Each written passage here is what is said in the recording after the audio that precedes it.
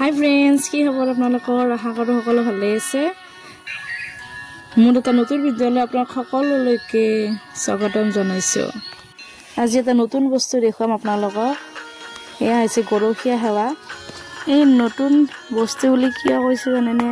আজিকালি এই প্ৰথাটো নোহোৱা হৈ গৈছে। মানে আগতে অতীজৰে পৰা এইবোৰ বহুত চলি আহিছে। গৰখীয়া সেৱাটো গৰখীয়া সেৱা হৈছে 4 বা 5টা মান ল'ৰা, সৰু ল'ৰা ঘৰতে মাতি আনি সেৱা শুশ্ৰূষা কৰাকে গৰখীয়া সেৱা বোলে। গৰখীয়া সেৱাৰ প্ৰথম নিয়ম হৈছে সৰু ল'ৰাকেইটাক হাত ভৰি ধুৱাই তাৰপিছত কোলা দাঙি ধাৰিত বহিবলৈ দিয়ে। তাৰপিছত গৃহস্থই ভগৱন্তৰ ওচৰত প্ৰাৰ্থনা কৰি গৰখীয়া ল'ৰাকেইটাক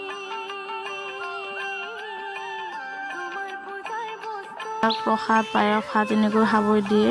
শেষত গৰখীয়া কেইটাক এডাল লৰু, মালা আৰু কেইটামান পইচা দিয়ে।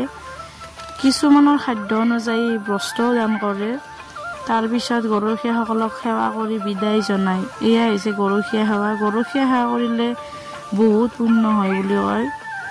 সেইকাৰণে আপোনালোকক ভিডিঅ'টো আগবঢ়ালোঁ। আমাৰ ল'ৰা সিদিনাখনে গৈছিল, কাষৰ এঘৰত মাতিছিল, তাৰ খুৰাকৰ জন্মদিন আছিল। তালৈকেও জন্মদিনৰ বহুত হিয়া ভৰা লগ জনালোঁ। ধন্যবাদ সকলোকে ভিডিঅ'টো চোৱাৰ বাবে।